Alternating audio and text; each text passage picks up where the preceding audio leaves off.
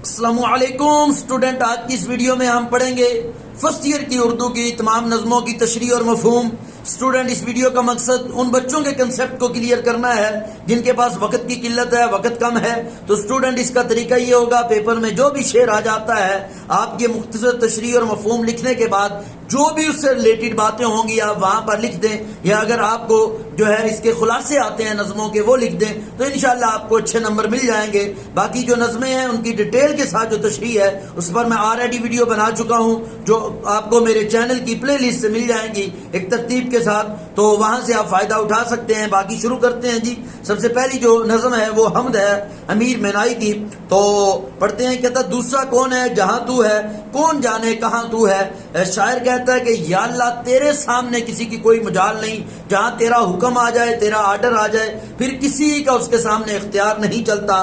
کون جانے کہاں تو ہے، یا اللہ تو ایک طرف تو لاکھوں پردوں میں چھپا ہوا ہے کہ تو تیرے تک کوئی پہنچ ہی نہیں سکتا، دوسری طرف تیری شان یہ ہے کہ ایک ایک ذرے سے جو ہے تیرا وجود کا پتہ چلتا ہے۔ اگلا شعر بھی بالکل ایسے ہی ہے، کہتا لاکھ پردوں میں ہے تو بے پردہ، 100 نشانوں سے بے نشان تو ہے۔ کہتا ایک طرف تو یا اللہ تیری شان یہ ہے کہ تو لاکھوں پردوں میں چھپا ہوا ہے، اگر کوئی ظاہری آنکھ سے تجھے دیکھنا چاہے تو دیکھ نہیں سکتا، کوئی تجھے ملنا چاہے تو مل نہیں سکتا، دوسری طرف 100 نشانوں سے بے نشان ہے، ہر چیز تیرے وجود کی گواہی دے رہی ہے، ہر نشان تیرے وجود کی گواہی دے رہا ہے، ہر پتا، ہر ذرہ، ہر ہوا کا جھونکا تیرے وجود کی گواہی دے رہا ہے۔ تو ہے خلوت میں، تو ہے جلوت میں، کہتا تو اے خدا تو خلوت میں بھی ہے، تنہائی میں بھی ہے، جلوت میں بھی ہے، محفل میں بھی ہے، اجالے میں بھی ہے، ٹھیک ہے۔ کہیں پنہا کہیں عیاں تو ہے، کہیں پر چھپا ہوا ہے تیری قدرت چھپی ہوئی ہے، اور کہیں پر عیاں ہے واضح، ہر چیز جو ہے تیری قدرت کی نشاندہی کر رہی ہے۔ نہیں تیرے سوا یہاں کوئی، میزباں تو ہے، مہمان تو ہے۔ وہ کہتا تیرے برابر کا یا اللہ یہاں پر کوئی نہیں، تیرے جیسا کوئی نہیں ہے، میزباں بھی تو ہے، مہمان بھی تو ہے۔ میزبان کون ہوتا ہے؟ جو مہمان کی مہمان نوازی کرتا ہے، مہمان کو رزق دیتا ہے، کھانا پینا دیتا ہے۔ تو جو خدا تبارک و تعالیٰ ہے اس کائنات کا جو ہے وہ کون ہے؟ میزبان بھی ہے، کیونکہ ساری کائنات کو خدا جو ہے میزبان کے طور پر رزق دے رہا ہے، کھانا پینا دے رہا ہے، ہر چیز اس کو پرووائڈ کر رہا ہے، اور کہا کہ مہمان بھی تو ہی ہے۔ یا اللہ ایک طرف تو تیری شان یہ ہے کہ تو میزبان ہے، دوسری طرف شان کیا ہے تیری کہ تو مہمان ہے۔ مہمان کون ہوتا ہے؟ جو برکتیں لے کر آتا ہے، گھر میں رونق لے کر آتا ہے۔ تو اللہ تعالیٰ ایک طرف تو جو ہے میزبان ہے، رزق پرووائڈ کرتا ہے، اور دوسری طرف رب کیا ہے کہ برکتیں لانے والا ہے، رونق لانے والا ہے، یعنی مہمان بھی اللہ تعالیٰ ہے، جس طرح مہمان رونق لاتا ہے۔ تو اللہ تبارک و تعالیٰ کی وجہ سے اس کائنات میں ساری رونقیں ہیں، ٹھیک ہے جی۔ رنگ تیرا چمن میں بو تیری، خوب دیکھا تو باغ باتو ہے۔ کہتا یہ چمن، جو چمن باغ کو کہتے ہیں، کہتا باغ میں جتنے رنگ ہیں، جتنی خوشبوئیں ہیں، سب یا اللہ تیری وجہ سے ہیں، یعنی قدرت نے ہی جو ہے پھولوں کو جو ہے ہر چیز کو جو ہے رنگ بخشے، رونق بخشی، ان کو خوشبو بخشی۔ کہتا خوب دیکھا تو باغ بانتو ہیں، جب غور کرتے ہیں تو مالی بھی تو ہیں۔ باغبان کہتے ہیں مالی کو۔ مالی کون ہوتا ہے؟ جو چمن کی حفاظت کرتا ہے۔ کہتا ہے ایک طرف تو جتنی خوشبوئیں ہیں، جتنے رنگ ہیں وہ رب تیری وجہ سے ہیں، اور دوسری طرف مالی بھی تو ہی ہیں، یعنی محافظ بھی تو ہی ہیں۔ اس ساری کائنات میں جتنے رنگ روپ ہیں، ٹھیک ہے جی، یہاں چمن سے مراد ساری کائنات ہے، اس کائنات میں جتنے رنگ روپ ہیں وہ بھی تیری وجہ سے ہیں، اور اس کے بعد ساری کائنات کا محافظ بھی تو ہیں۔ اگلے دو شعر ہیں وہ پیپر میں آتے نہیں ہیں، کیونکہ جس میں بھی شاعر اپنا نام، اپنا تخلص استعمال کرتا ہے وہ پیپر میں نہیں آتے، وہ نہیں پڑھیں گے۔ تو اگلا جو ہے وہ نظم پڑھتے ہیں، وہ نعت ہے جو ماہر القادری نے لکھی ہے، تو وہ شروع کرتے ہیں۔ کہتا تو مقصد تخلیق تو حاصل ایمان، کہتا ہے کہ اے اللہ کے رسول صلی اللہ علیہ وسلم تو اس ساری کائنات کو پیدا کرنے کا مقصد ہے، یعنی اس کائنات کو جو پیدا کیا گیا آپ صلی اللہ علیہ وسلم کی وجہ سے پیدا کیا، تو حاصل ایمان ہے، تو ایمان کا حاصل ہے۔ ایمان کا لطف اسی وقت حاصل ہوگا جب آپ پر ایمان لائیں گے۔ قرآن میں بھی ہے اطیع اللہ و اطیع الرسول، جب تک آپ صلی اللہ علیہ وسلم کی اتباع نہیں کرو گے تو اللہ کی اتباع بھی نہیں ہوگی، اللہ بھی آپ کے ایمان کو قبول نہیں کرے گا۔ تو فرما رہے ہیں تو حاصل ایمان بھی ہے۔ جو تجھ سے گریزاں وہ خدا سے گریزاں، گریزاں دور، کہا جو تجھ سے دور ہے وہ اللہ سے بھی دور ہے، جس نے قرآن میں بھی کہہ دیا کہ جب تک، جس کا مفہوم یہی ہے کہ جب تک آپ صلی اللہ علیہ وسلم کی اتباع نہیں کی جائے گی، آپ پر ایمان نہیں لایا جائے گا تو ایمان نہیں قبول ہوگا، چاہے بندہ اللہ پر ایمان بھی لے آئے۔ تو اللہ پر بھی ایمان تبھی قابل قبول ہوگا جب نبی کریم صلی اللہ علیہ وسلم پر ایمان ہوگا۔ تو یہی بات کہی کہ جو تجھ سے گریزاں وہ خدا سے گریزاں۔ کہتا کردار کا یہ حال صداقت ہی کی صداقت، کہتا کہ آپ صلی اللہ علیہ وسلم کا کردار ایسا ہے کہ سچائی، یعنی آپ صلی اللہ علیہ وسلم کی زندگی میں ہزاروں واقعات ہیں کہ آپ کو جو ہے سچائی کا جو ہے ایک پیکر سمجھا جاتا تھا. آپ کی سچائی تو مشہور تھی, لوگ آپ کے پاس امانتیں رکھاتے تھے آپ کی دیانت کی وجہ سے, آپ کی سچائی کی وجہ سے. اخلاق کا یہ رنگ قرآن ہی قرآن, کہا کہ آپ صلی اللہ علیہ وسلم کا جو اخلاق ہے وہ قرآن ہی قرآن ہے, مطلب جیسا قرآن نے کہا اخلاق ہونا چاہیے ویسے اخلاق نبی کریم صلی اللہ علیہ وسلم کے تھے. ٹھیک ہے جی. کہا کیا نام ہے شامل ہے جو تکبیر و اعظام ہے, کہا آپ صلی اللہ علیہ وسلم کے نام کی کیا عظمت ہے کہ تکبیروں میں بھی آپ کا نام ہے, تکبیر سے مراد اقامت ہے جو جماعت سے پہلے ہوتی ہے, تو کہا تکبیر میں بھی آپ کا نام شامل ہے اور اذان میں بھی آپ کا نام شامل ہے, ہر وقت آپ کا نام گونجتا رہتا ہے ساری دنیا میں, تو یہ آپ کی کیا شان ہے.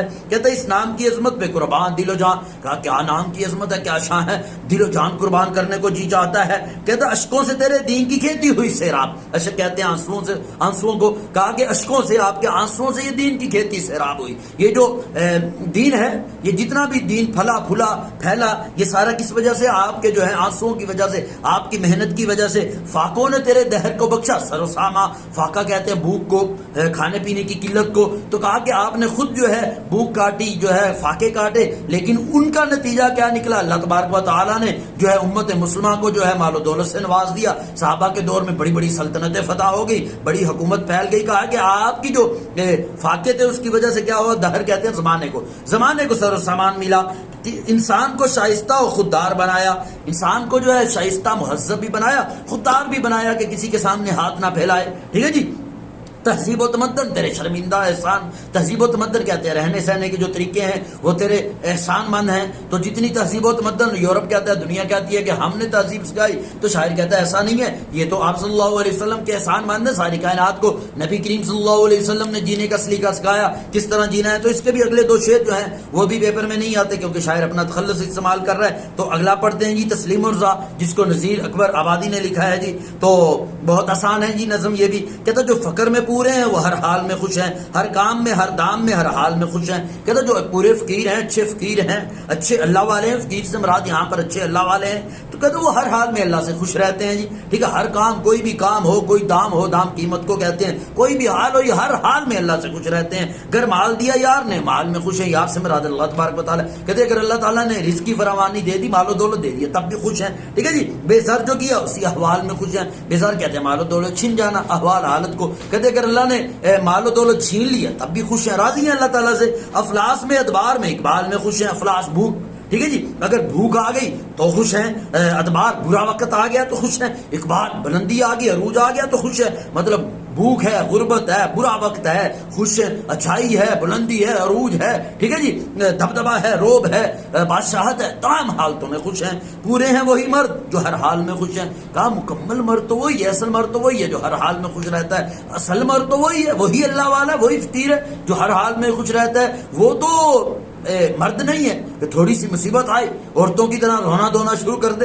وہ کہاں کا مرد ہے جی. کہتا اگر یار کی مرضی ہوئی سر جوڑ کے بیٹھے, اگر خدا نے چاہا اکٹھے ہو کے بیٹھے, محفل میں بیٹھے, ٹھیک ہے جی, تو اکٹھے ہو کر بیٹھے. گھر باہر چھڑایا تو گھر وہی چھوڑ کے بیٹھے. اگر اللہ نے کہہ دیا کہ ہجرت کرو, نکل پڑو, تو نکل پڑے, تو اسی حال میں خوش رہے. ٹھیک ہے جی. منہ موڑا انہیں جدھر, وہی منہ موڑ کے بیٹھے. اللہ نے کہا کہ یہ کام کرنا ہے, اس طرف جانا ہے, تو وہیں چل دیے. ٹھیک ہے جی. گدڑی جو سلائی وہی اوڑھ کے بیٹھے. گدڑی فقیروں والا لباس, اگر فقیروں والا لباس پہننا پڑا تو وہ پہن لیا, کوئی پریشانی نہیں, کوئی ٹینشن نہیں ہے.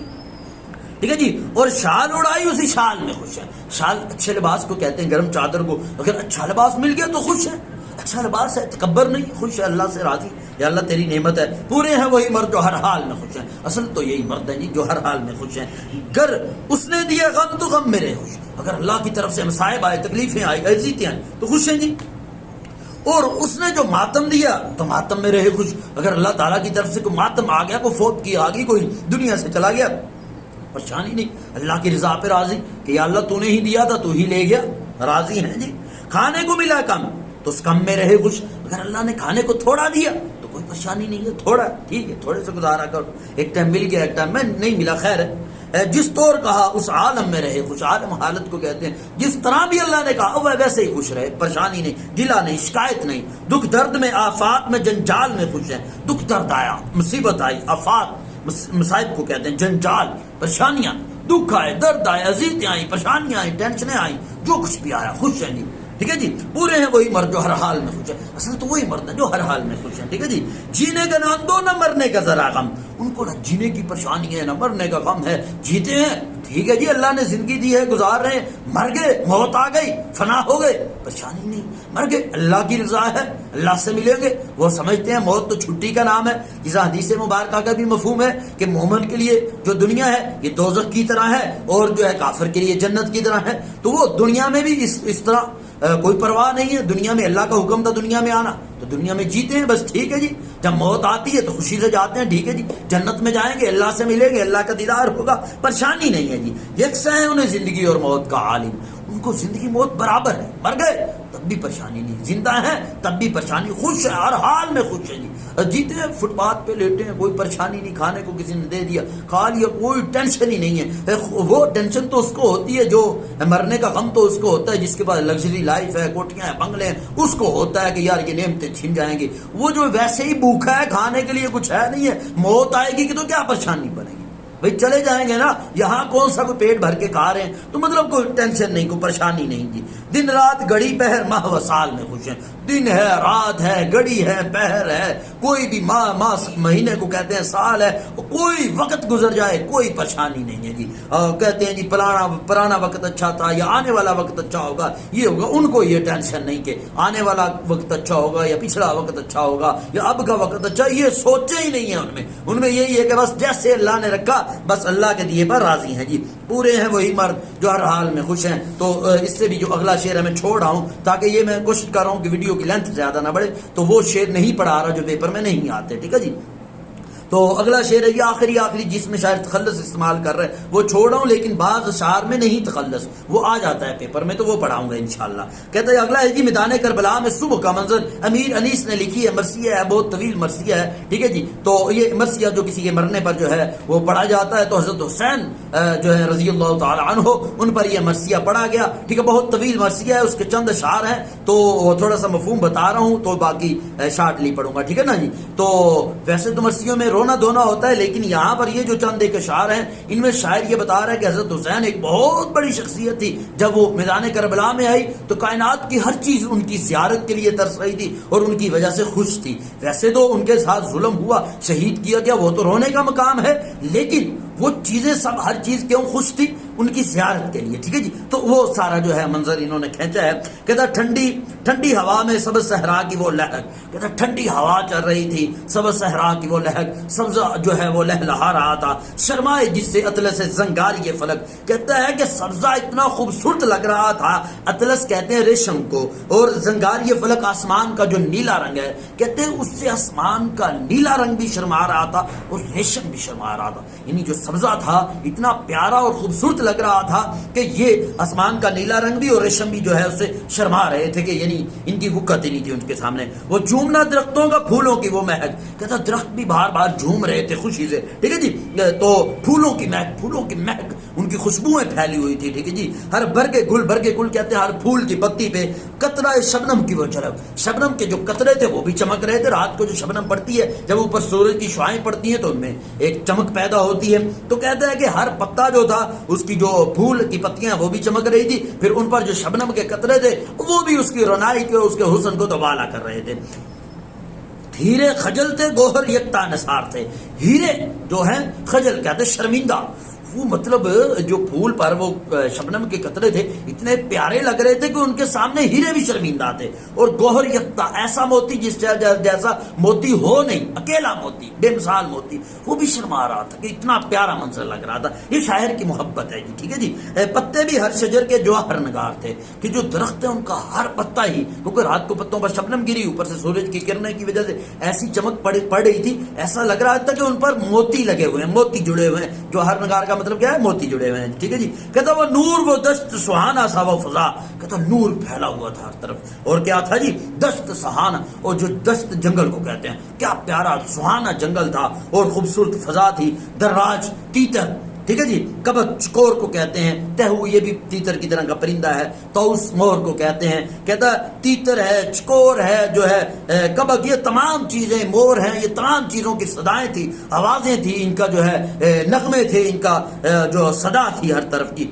وہ جوش گل, جوش گل ہوتا ہے پھول کی تر و تازگی، تو تر و تازہ پھول کھلے ہوئے تھے. وہ نالائے مرغان خوش نوا، نالا کہتے ہیں فریاد کو، آواز کو، مرغان پرندوں کو کہتے ہیں، خوش نوا اچھی آواز والے پرندے. تو اچھی آواز والے جو پرندے تھے وہ بھی نغمے گا رہے تھے، گنگا رہے تھے. ٹھیک ہے جی. حضرت حسین کی آمد کی وجہ سے ہر چیز خوش تھی. سردی جگر کو بخشتی تھی صبح کی ہوا، صبح کے وقت جو ہوا چلتی ہے اس سے دل کو سکون ملتا تھا، سرور ملتا تھا. پھولوں سے سبز سبز شجر سرخ پوش تھے. کہتا ہے سبز درختوں پر اس کثرت سے پھول اگے ہوئے تھے، ایسے لگتا تھا کہ انہیں سرخ لباس پہنا ہوا ہے. سرخ پوش تھے مطلب سرخ لباس پہنے ہوئے تھے، اتنے زیادہ پھول تھے ایسے لگتا تھا کہ درختوں نے سرخ لباس پہن لیا ہے. تھالے بھی نخل کے سبد گل فروش تھے. تھالا کہتے ہیں کیاری کو، کہتے ہیں جو نخل درخت کو کہتے ہیں، کہتے ہیں جو درختوں کی کیاریاں ہیں ان میں اس کثرت سے پھول گرے ہوئے تھے، ایسے لگ رہا تھا کہ پھول بیچنے والے کا ٹوکرا ہو. سبد گل فروش کیا کس کو کہتے ہیں؟ سبد ٹوکرے کو کہتے ہیں. گل فروش پھول بیچنے والا، جس طرح پھول بیچنے والے کا ٹوکرا ہوتا ہے اس طرح کیاری میں پھول اس کثرت سے گرے ہوئے تھے، ایسا لگ رہا تھا کہ یہ کیاریاں نہیں ہیں بلکہ پھول بیچنے والے کے ٹوکرے ہیں. جی اگلا پڑھتے ہیں. کہتا وہ دشت وہ نسیم کے جونکے وہ سبزہ زار، پھولوں پہ جا بجا وہ گہرہائے آبدار.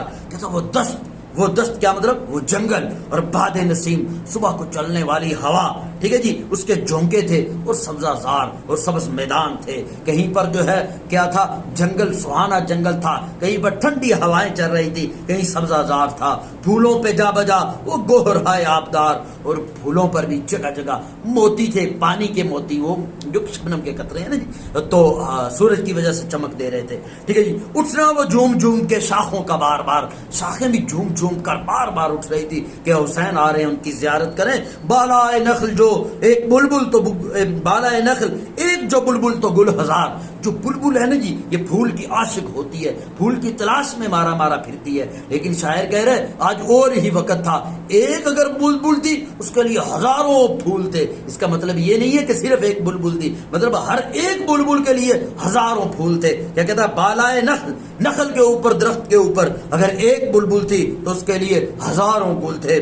خواہاں تھے زیب گلشن زہرا، جو آپ کے حضرت زہرا حضرت فاطمہ رضی اللہ تعالی عنہ کے گلشن کے جو پھول تھے، حضرت حسن و حسین جو تھے وہ پانی کے لیے، حسن تو نہیں، حضرت حسین جو تھے وہ پانی کے طلبگار تھے. حضرت حسین اور ان کا جو کنبہ ہے، ٹھیک ہے جی، خواہاں طلبگار تھے. زیب گلشن حضرت جو ہے زہرا، حضرت فاطمہ کا لقب ہے، حضرت زہرا رضی اللہ تعالی عنہ کے گلشن کے جو پھول ہیں وہ پانی کے طلبگار تھے. شبنم نے بھر دیے تھے کٹورے گلاب کے.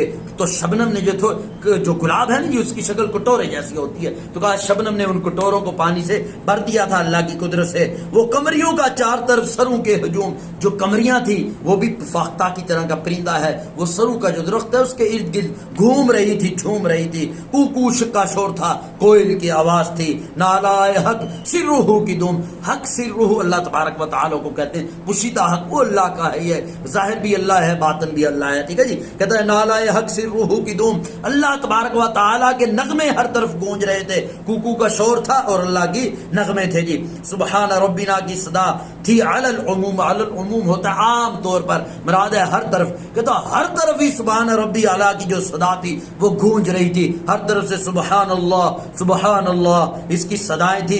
جاری تھے وہ جو ان کی عبادت کے تھے رسوم. جس طرح جو چیز کی عبادت کا رسوم ہے، طریقہ کار ہے، رسوم کہتے ہیں رسم کو، طریقہ کار کو، ہر چیز اپنے اپنے طریقے پر جو ہے اللہ کا ذکر کر رہی تھی، اللہ کے ثنا میں مشغول تھی.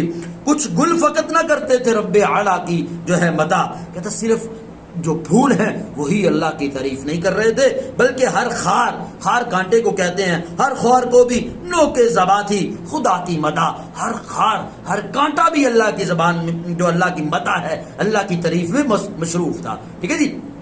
کہتا جو پھول تھے صرف وہی اللہ کی تعریف نہیں کر رہے تھے، بلکہ ہر خار جو تھا، ہر کانٹا جو تھا وہ بھی اللہ کی تعریف میں، اللہ کی تسبیح میں مشغول تھا. ٹھیک ہے جی. چونٹی بھی ہاتھ اٹھا کے یہ کہتی تھی بار بار، چونٹی بھی اللہ تعالیٰ کو یہ بار بار کہہ رہی تھی، اے دانا کش ضعیفوں کے رازق تیرے انصار، اے غریبوں کو مسکینوں کو رزق دینے والے میں تیرے پہ قربان جاؤں. یا حیو یا قدیر کی تھی ہر طرف پکار، ہر طرف یہی صدائیں تھی، یا حیو یا قیوم، یا حیو یا قدیر. ٹھیک ہے جی. تسبیح تھی، کہیں کوئی سبحان اللہ پڑھا تھا، تسبیح کہتے ہیں سبحان اللہ کو، کہیں تحلیل کردگار تحلیل لا الہ الا اللہ کو کہتے ہیں. تحلیل کس کو کہتے ہیں؟ لا الہ الا اللہ کو. کہا کہ کہیں پر تسبیح پڑھی جا رہی تھی, کہیں کردگار اللہ تبارک و تعالی کا جو ہے وہ کلمہ پڑھا جا رہا تھا, لا الہ الا اللہ. طائر ہوا میں مست, پرندے ہوا میں مست تھے, ٹھیک ہے جی, ہرن سبزہ زار میں, ہرن سبز کھیتوں میں مست تھی, ہر چیز اللہ کا ذکر کر رہی تھی. جنگل کے شیر گونج رہے تھے کچھار میں, اور جو شیر ہے وہ اپنی کچھار میں, اپنے ٹھکانے میں اللہ کی صدائیں بلند کر رہے تھے. اگلی جو نظم ہے وہ ہے مستقبل کی جھلک, جس کو مولانا ظفر علی خان نے لکھا. تو شروع کرتے ہیں, کہتا کوئی دن جاتا ہے پیدا ہوگی دنیا نہیں, خون مسلم صف تعمیر جہاں ہو جائے گا. کہتا وہ وقت جلد آنے والا ہے جب کیا ہوگا, جو ہے ایک نئی دنیا پیدا ہوگی جس میں جو مسلمانوں کا خون ہے وہ جہان کی تعمیر و ترقی میں صرف ہو جائے گا, خرچ ہو جائے گا. ٹھیک ہے جی. تو آگے ہے جی, بجلیاں غیرت کی تڑپیں گی فضائے قدس میں. کہا جو بیت المقدس ہے, فلسطین ہے, وہاں پر غیرت کی بجلی جو ہے وہ چمکے گی, جاگے گی, لوگوں کی غیرت جو ہے وہ جاگ جائے گی, جس کا نتیجہ کیا ہوگا, حق آیا ہو جائے گا, حق واضح ہو جائے گا, اور باطل نہاں ہو جائے گا, باطل چھپ جائے گا. ٹھیک ہے جی. ان کواکب کے عوض ہوں گے نئے انجم طلوع. کہتے ہیں ان ستاروں کی جگہ پر, یہ ستاروں سے مراد لیڈر ہیں, کہا کہ یہ جو لیڈر ہیں اگر یہ شہید ہو جائیں گے تو ان کی جگہ نئے لیڈر پیدا ہوں گے. ٹھیک ہے جی. کہتے ہیں ان ستاروں کی جگہ پر نئے ستارے طلوع ہوں گے. کواکب بھی ستاروں کو کہتے ہیں, انجم بھی ستاروں کو کہتے ہیں. کہا ان کواکب کے عوض نئے انجم ہوں گے طلوع, ان دنوں رخشندہ تر یہ آسمان ہو جائے گا. کہا کہ یہ آسمان مزید روشن ہو جائے گا, کیونکہ ان لیڈروں کی جگہ پر نئے لیڈر پیدا ہوں گے اور بڑی تعداد میں پیدا ہوں گے. ایک کو مارو گے تو 100 نکلیں گے. ٹھیک ہے جی. تو کہا کہ جو ہے ان ستاروں کی جگہ پر نئے ستارے پیدا ہوں گے اور یہ آسمان جو ہے مزید روشن ہو جائے گا. کہا کہ پھر نئے محمود ہوں گے حامی دین متین. کہا کہ جو دین متین ہے, مضبوط دین ہے, دین اسلام ہے, اس کی حمایت کے لیے نئے محمود غزنوی جیسے لوگ پیدا ہوں گے. بچہ بچہ غیرت الپرسلان ہو جائے گا. ہر بچہ الپرسلان کی طرح, جو ایک سلجوکی لیڈر تھا, حکمران تھا, کہا کہ اس کی طرح ہر بچہ غیرت مند پیدا ہو جائے گا. میرے جیسے پیدا ہوں گے سینکڑوں اہل سخن. کہا اہل سخن سے مراد شاعر ہیں. شاعر کہتے ہیں میرے جیسے بہت سے شاعر پیدا ہوں گے, نقطہ نقطہ جن کا آزادی کی جہاں ہو جائے گا, جن کا ایک ایک لفظ آزادی کے لیے صرف ہو جائے گا. کہا میرے جیسے بہت سے شاعر پیدا ہوں گے جن کا ایک ایک لفظ جو ہوگا وہ آزادی کے لیے ہوگا, وہ آزادی کے ہی نغمے گائیں گے.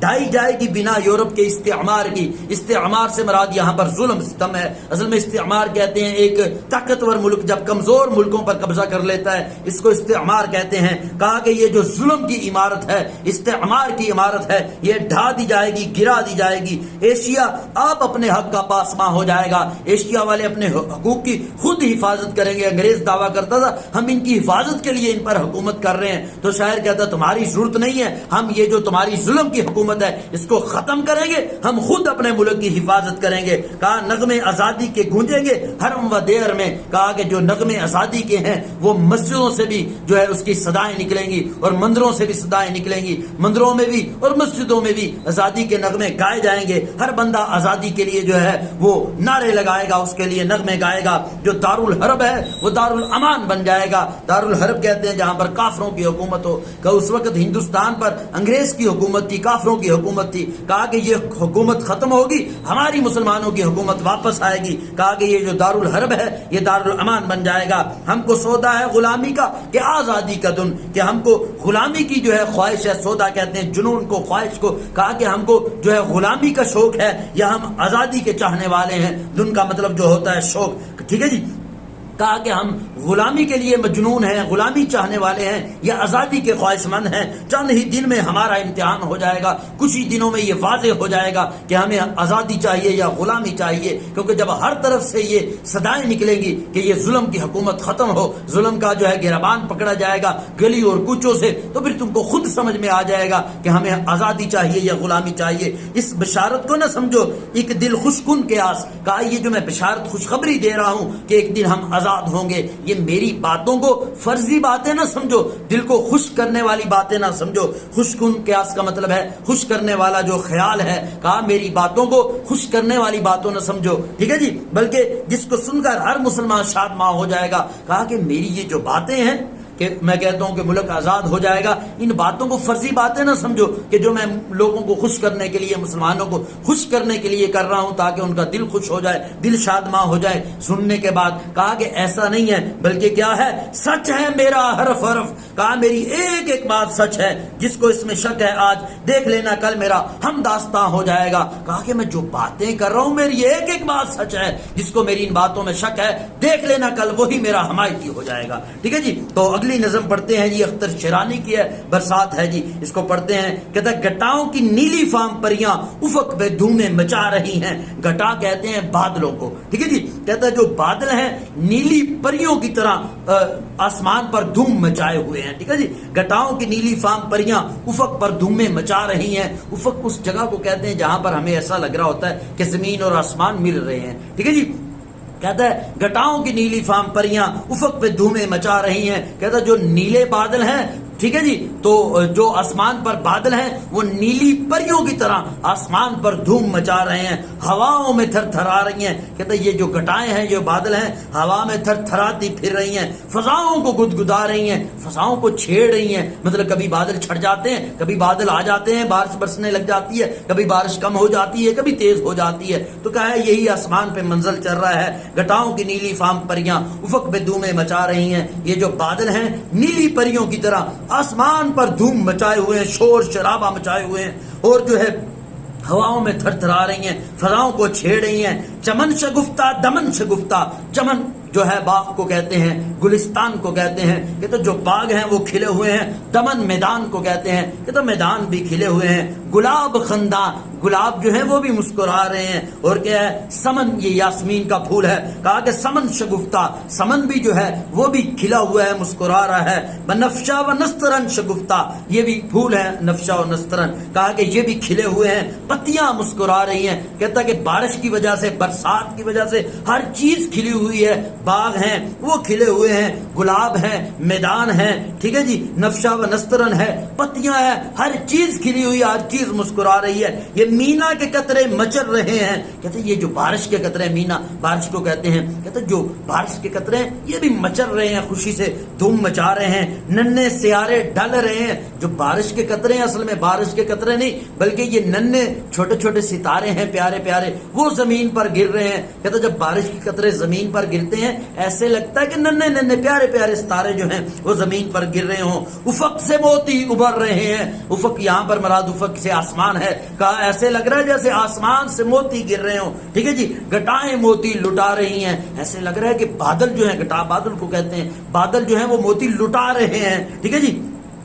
نہیں ہے کچھ فرق بحر و بر میں، کھینچا ہے نقشہ یہی نظر میں، کہ ساری دنیا ہے ایک سمندر، بہار جس میں نہا رہی ہیں۔ شاعر کہتا ہے کہ آنکھوں کو ایسا ہی لگ رہا ہے کہ ساری دنیا ایک سمندر بن چکی ہے جس میں بہاریں نہا رہی ہیں، اور خشکی اور تری کا فرق ختم ہو چکا ہے۔ بحر کہتے ہیں خشکی کو، بر کہتے ہیں جو ہے بحر کہتے ہیں وہ تری کو، سمندر کو، ٹھیک ہے جی، جہاں پر پانی ہو، بر خشکی کو کہتے ہیں۔ کہتے ہیں خشکی ہو یا تری ہو، یعنی سمندر ہو یا خشکی، ہر جگہ پر پانی پانی ہے، اور کوئی فرق ہی نہیں لگ رہا خشکی اور تری کا۔ ایسا لگ رہا ہے کہ ساری دنیا ہی سمندر بن چکی ہے کیونکہ ہر طرف ہی پانی ہے۔ کہتا نہیں ہے کچھ فرق بحر و بر میں، بحر کہتے ہیں سمندر کو، بر خشکی کو، کہا کہ سمندر اور خشکی میں کوئی فرق نہیں رہا، کھینچا ہے نقشہ یہی نظر میں، آنکھوں کو ایسے ہی لگ رہا ہے ساری دنیا ہے ایک سمندر، ساری دنیا ایک سمندر کی طرح بنی ہوئی ہے۔ بہاریں جس میں نہا رہی ہیں، جس میں بہاریں نہا رہی ہیں، چمن ہے رنگی بہار رنگی، مناظر سبززار رنگی، کہا جو باغ ہیں وہ بھی رنگین ہیں، خوش اچھے لگ رہے ہیں، بہاریں بھی رنگین ہیں، مناظر سبززار، جو سبز میدان ہے وہ بھی رنگین ہے، کیونکہ جب بارش ہوتی ہے نئے نئے پھول کھلتے ہیں، سبزہ آ جاتا ہے۔ کہتا کائنات کی ہر چیز ہی رنگین ہو چکی ہے، ہر چیز ہی خوبصورت لگ رہی ہے، ٹھیک ہے جی۔ ہے وادی و کوہسار رنگی، جو وادیاں ہیں، جو پہاڑوں کے درمیان کا علاقہ ہوتا ہے، کہا کہ وہ وادیاں جو ہیں وہ بھی، پہاڑ کے جو دامن ہیں وہ بھی رنگین ہیں، کیونکہ وہاں پر بھی سبزہ ہے، رنگ برنگ کی چیزیں جو ہیں اگائی ہیں، پھل پھول اگائے ہیں۔ کوہسار رنگی، اور کہا کہ یہ جو کوہسار ہیں، ٹھیک ہے جی، پہاڑ جو ہیں یہ بھی سارے رنگین ہیں، بجلیاں رنگ لا رہی ہیں، اور بجلیوں کی وجہ سے نیا ہی رنگ پیدا ہو رہا ہے۔ ایک تو بادل ہیں، ایک ہوا ہے، اور اس کے بعد جو پھل پھول کا کھلنا ہے، اور ساری دنیا میں پانی ہی پانی ہے، تو یہ تمام چیزوں کے ساتھ جب بجلی چمکتی ہے تو ایک ایک اور ہی رنگ پیدا ہو جاتا ہے، اگلا شعر جو ہے وہ بھی پیپر میں نہیں آتا. تو باقی یہ کافی نظمیں ہو چکی ہیں، کچھ نظمیں جو ہیں وہ میں دوسرے پارٹ میں پڑھاؤں گا. تو باقی اگر اس ویڈیو سے فائدہ ہوا ہے اس کو لائک کریں، شیئر کریں.